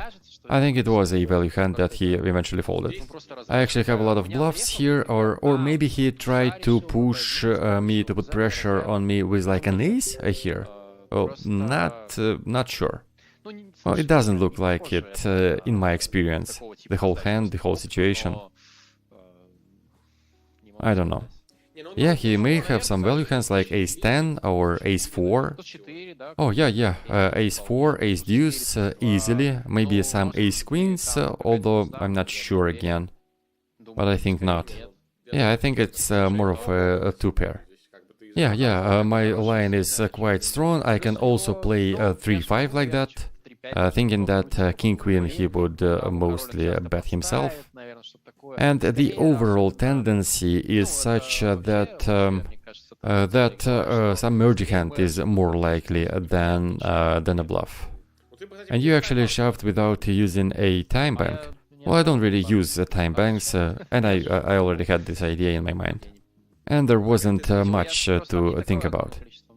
And this is the biggest spot you lost in your career. Well, not necessarily, 217, and yeah, this one I've added to the list when I was in a hurry. I was stuck in the traffic, so I wanted to do it quickly. But anyways, let me explain what happened here. Maybe you don't see all the action because of the screen limitation. So I 3-bet pocket queens against win 1, then Linus 4-bets, and I know that Linus is very active with 4-bets in spots like this. And win 1 calls his 4-bet. So we have a lot in the pot already. I want to scroll a little bit to see for myself how much was it, but it was more than 20k. So a lot of dead money in the middle. Yes, and I have a question, and it's still relevant. Do I have to shove here? It's a genuine question, I want to figure that out. Okay, so it's 22k in the middle already, 9k 4-bet plus another 9. And 4 from you, like, let's say even 23 in the middle. And you have like 100 and, or even less. Did you have like 200 big blinds in the beginning of the hand? Oh yeah, I think you should shove here. Linus is very aggressive with 4-bets here. Oh, I had 100 left, I believe. Or maybe 98, so almost 250 blinds. Well, if win 1 never has a slow play here, Is it possible? Well, I never seen him showing aces in a spot like that, but there was a spot, it was a little less than that, like 150 blinds, but he stacked off with jacks. And even here, when I shoved and Linus called, he took quite some time before folding his hand. And he then said that he folded tens. So he almost jumped into a three-way all-in with tens. Well, that makes our shove even better. Well, yeah, but it is still a little uncomfortable for me. Well, the thing is that you can fold out ace-kings here. Oh yeah, maybe some of them. Well, see, and the problem is then that we want to shove ace-king ourselves. Then you fold out maybe queens, maybe some bluffs. Well, yeah, I would probably also shove here against Linus. As I said before, for Linus, money pressure is not existent. Well, then it's not that interesting. Don't you think Linus folds all of his ace-king offsuit combos? Oh no, not all of them. Well, he definitely calls suited ones. Well, suited of course, but offsuit combos he probably should fold here. Well, in his shoes I would definitely want to fold ace-king offsuit. The key moment of this hand, of this spot, for us is to determine how wide is Linus called 4-betting here. Will he call 4-bet like 5%? Will he maybe call 4-bet more than that? We just want to estimate his called 4-betting frequency here. Oh, it's very high. It is very high. Believe me, I've seen some really unexpected hands there. More than 5%? Yeah, more. Well, I'd say that 5% is the break-even point for us. And the more he goes over the 5%, the better it is for us. Oh, great, thank you very much. I was just trying to use this opportunity to reassure myself about this hand. Oh yeah, I would also worry here. Yeah, not a very pleasant spot. Quite expensive, 250 blinds. And with deep stacks, yeah, I think he will 4-bet enough. And he doesn't really call here, right? Oh yeah, that's true, but what if Win1 actually has some slow plays here? I never seen him slow play in spots like that, but what if? And what about re-raising small pre-flop instead of shoving? Oh, this is just scary, it leads to a more frightening spot. Win1 enters the pot, and what do we do against the shove? I mean, Win1 can still shove like ace-king against Linus, and then we are in a more difficult spot. And it's not 100% that he shoves aces. Are you guys talking about this hand? Yes. I mean, if I 4-bet here and then Linus shoves and the Win1 folds, then what do I do? What do you mean 4-bet? You 5-bet here. Linus did 4-bet, so you can 5-bet only. Oh yeah, if I do a non-all-in 5-bet. Oh yeah, 5-bet fold is just stupid. Yeah, exactly, this is what I was talking about. Well, yeah, we already have 24k in the middle of the table. It means we have like around 50 big blinds of dead money. It's a lot. Oh yeah, I tried to do the math, and it seems that I should have shoved. And for solvers, I don't have solutions for such deep stack play. And of course, Win1 is playing far from what a solver would suggest. Well, I think Win1's call is always just dead money, nothing else. Well, you know, if you have just said that this is a bad shove, then we will have something to talk about. Oh, no, it's not bad. Well, jacks would be really bad here, but queens is fine, I think. You are also ahead of Win1's range. Yeah, I agree, and what's funny here is that we are discussing a hand where I just shoved pre-flop. It's like, you know, in those MTT groups, where people sometimes discuss hands where they just stack off a pre-flop with 20 BBs with ace-queen, let's say. Oh, this is a mathematical hand, actually. I can calculate it for you and then give you the results. Oh, I already did the math. It's just a question of how often Linus 4-bets for the shove to be profitable. And from the top of my hand, from what I see, it's around 6%. Well, like 5 to 6%. Well, to be completely honest, if I were to make his range, I'd put like 8% in. Oh, then it's clear. Okay, so you open 4-bet here with ace-king against Linus. A decent board for ace-king. Then a bet call, check, check shove. Oh no, it's not a jam. It is just an overbet on the river. Oh yeah, that is not nice. But it's interesting. Oh yes, it is interesting. The thing is that Linus likes to call 4-bets quite wide. I mean, there are some players who are very careful about calling 4-betting ranges, like Muniz, for example. You will never see Muniz calling a 4-bet with some trashy hands. Never. He is very strict about it. Well, there are some suited connectors, of course, but with the way that is correct according to the solvers. But Linus, especially in the early days, he would call with, I know, like 6-4 suited. Yeah, exactly. So yeah, his range can be really wide here. He can have like some random 7-5s, and if he has that, it already makes your fold not as good. After all, he 3-bets cutoff versus UTG, and it is also very important how wide is he 3-betting in the first place. Because if it's like button versus cutoff spot, then I don't think we can fold ace-king, just because he has too many connectors in his range. And we beat all of those bluffs.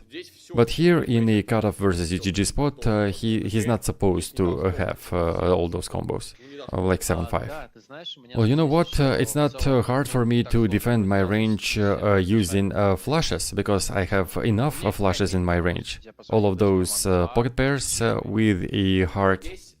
You know what makes this hand really difficult is that Linus really feels those moments well. Like if he has 10s and jacks in his range and you don't, so you don't have those mid flushes, which probably means that you have to block bet yourself here, in theory. And when you don't, it is enough for him to pounce on it, so he can easily have bluffs here. Yeah, I thought about it too.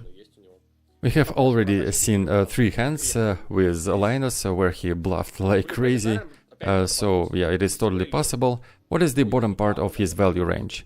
A queen, probably. Queen of hearts? Yeah, I think queens is the bottom part of his value range. So maybe he did eventually get his 1 point for bluffing, finally. Well, not necessarily, he also has a lot of boats here. He also likes to call ace-king pre-flop. Yeah, it's totally possible. Yeah, like ace-king with a king of hearts, and maybe even kings. It is not necessary that he will re-raise those, although maybe not kings, but queens definitely, and ace-king. Maybe some suited king-x combos, like if in theory you are always supposed to fold king-jack suited, and Muniz will always fold a hand like that. With Linus, you cannot be sure that he always folds king-jack suited. Well, this guy, he can easily call those. Oh yeah, I totally agree. Anyways, I think it's a fine fold, and the key point for me is the positions, cutoff versus UTG. If it was like a button versus UTG, I think we can already contemplate calling, because he would have more combos like 7-6 in his range. Yeah, and it is possible that flushes are not enough for me to make a decent calling range. Probably I do have to call more than just flushes and boats. And it seems that I am overfolding here. Yeah, there are a lot of bluffs. And yeah, I think we can catch all of these 7-6 bluffs, 7-5 bluffs, and so on. Well, 7-6s, don't you think he would bet those on the turn? Because now he has some additional equity, additional outs, 7s and 6s. Well, those outs are not clean when there are 2 aces already on the board. Well, yeah, I get it, but there are no other options for him then. Well, if he bluffs 9s, then it's fine, because a 9 on the river would give you a stronger hand than ace-x. But 7-6 hand is quite devalued here with 2 aces. And in the end of the day, Linus is the guy who is really good with distributing hands across different ranges. Like if he has a full weight of 7-6, he will then have a little of those in pretty much every range. But here, cutoff versus UTG, he might not have a lot of those from the beginning. Well, yeah, he would usually fold those pre-flop, I agree. I mean, he's not folding it against a 4-bet, well, I was talking pre-flop. Oh yeah, I get it, he's not folding it through a 4-bet, but he's not 3-betting those in the first place. Well, not often. Well, like maybe 1 or 2 combos. What do you think, is he capable of bluffing ace-x himself on the river? Oh, I don't think so. I think it's too much. Yeah, me too. Ace is a great showdown value hand, so yeah, I don't think so. So his bluffs are some suited connectors with a pair and some pocket pairs like 10s. Well, I think it's fine to fold it against cutoff.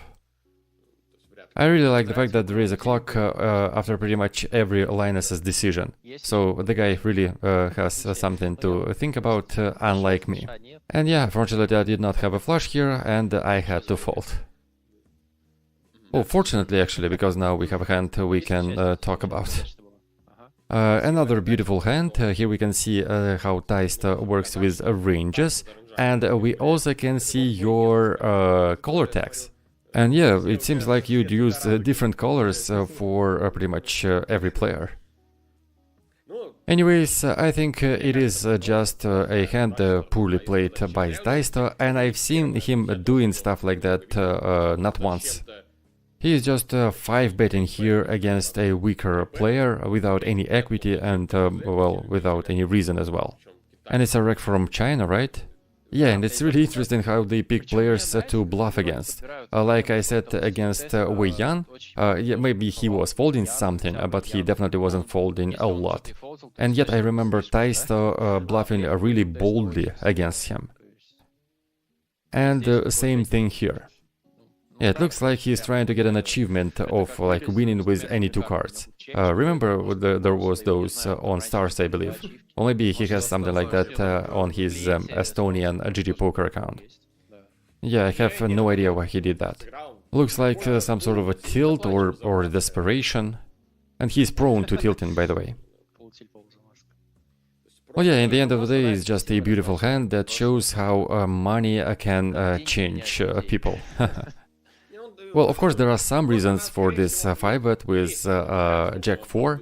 Maybe after this small, mean 4-bet, he decided that there are no strong hands anymore in his range. Or maybe previously he saw that he 4-bets more with value hands. As I said before, there are some players who would just ignore that, and some that will pounce on it immediately, like my partner ja.sam. Well, it's an interesting hand to 3-bet in the first place. Yeah, why would we even 3-bet that? And you know, this guy on the button, he is very stubborn, he is very sticky, and doing that against him is just wild. Or maybe it was some kind of a joke, referring to this C-call from Jerry Liu with Jack 4. Oh yeah, I do remember. Oh yeah, this lady, she was kinda gambling and then she called with Jack High, so it's a meme of a hand. Yeah, I get it. So you think he just wanted to show it? Yeah, maybe he was trying to show it to his friends or to someone at the table. Maybe someone knows. And the fact that it is Jack 4 offsuit specifically, this Robbie Liu meme hand, yeah, maybe it's that. Yeah, that could be. Anyways, nice hand, and it was a late evening already. Oh, yeah, this one. This one raises a lot of questions. I want to know his full line of thought here. Well, you know, he's supposed to call something here, right? I don't think this call is good, but he has to call something.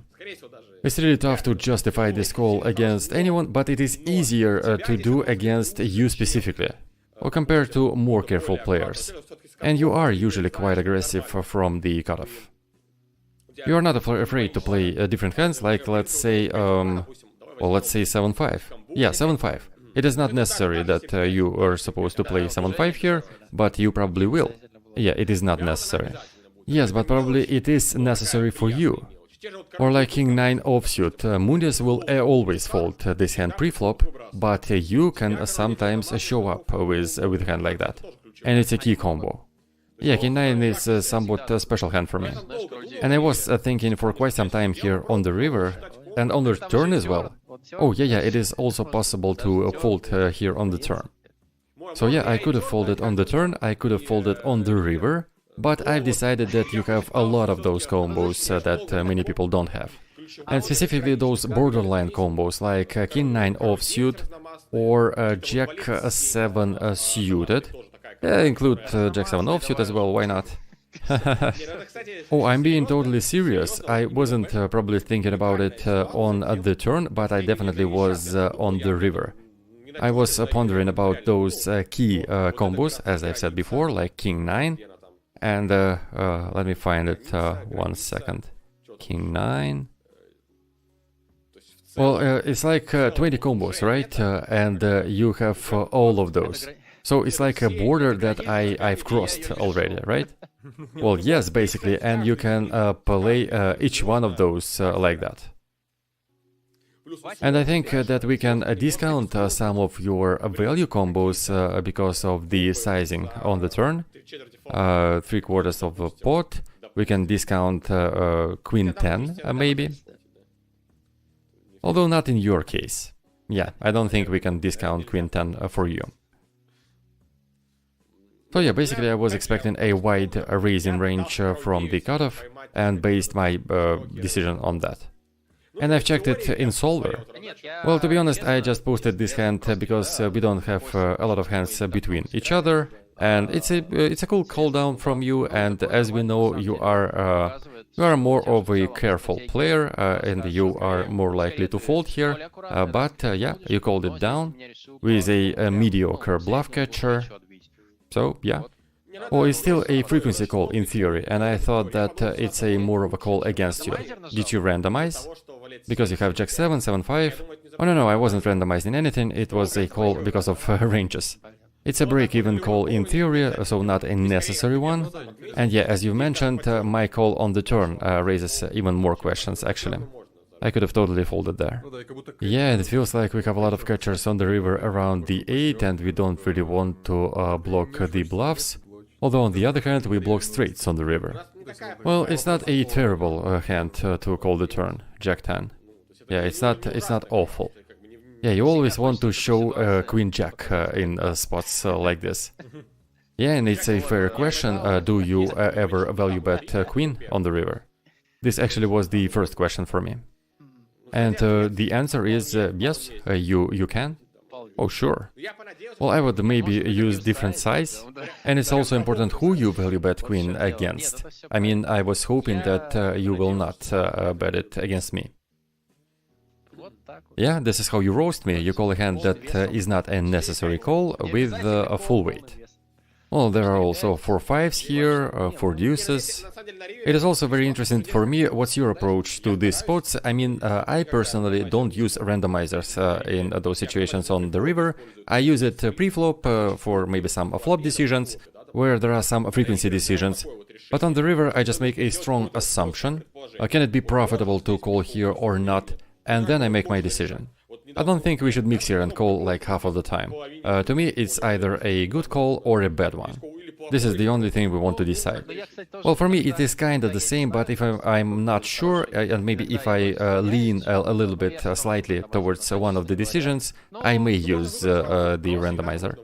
But you can pick a certain combo, don't you? Oh yeah, this is also true. Like, for example, I will always fold ace 10 here, and I will always call Jack 10. Something like that. Oh yeah, I agree. It is more or less the same for me.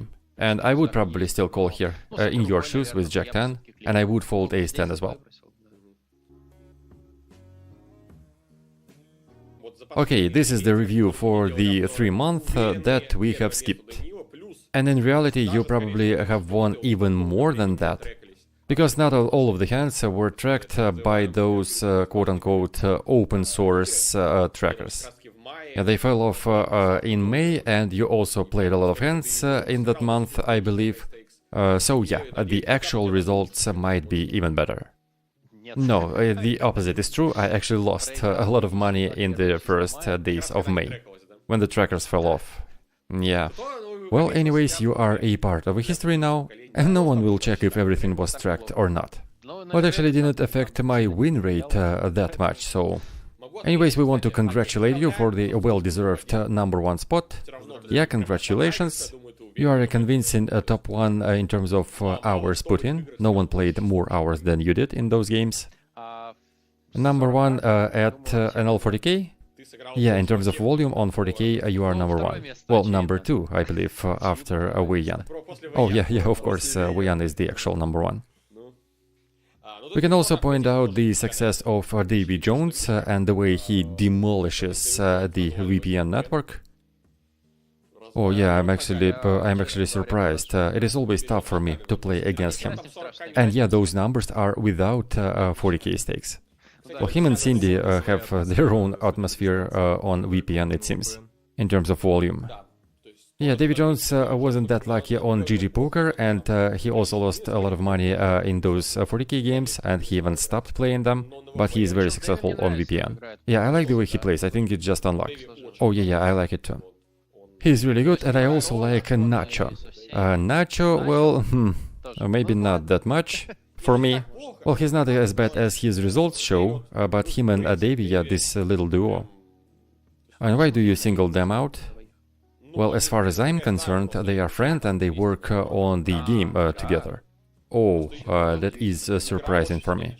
Yeah, but the play style is completely different. Yeah, I agree. And Davy just destroys everyone. I was one of those who was playing against him when he started playing high stakes. So he was basically, just starting, and I remember those moments really well. I even remember his first session at NL2K. He came there from NL 500, I believe, and I remember his those common heads-up mistakes that he was making. Like, for example, he opens small blind against the big blind, the board is 6-6-5, and he range bets it.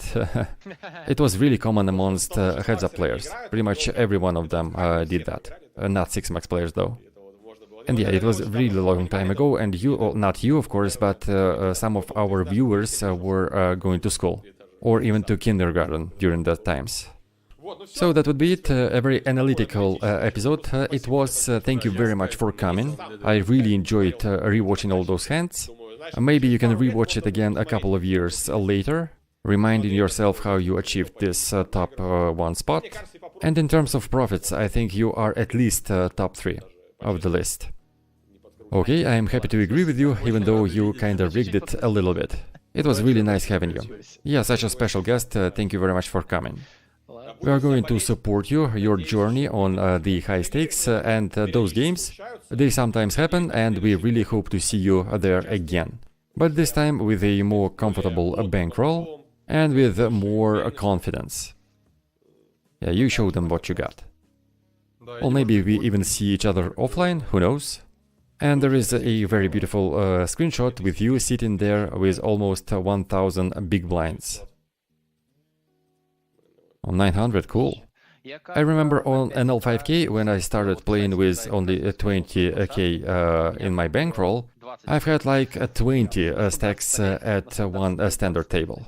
A standard table with 100 BBs, wow. Yeah, we will put the screenshot here on the top of it anyways. We have everything prepared here.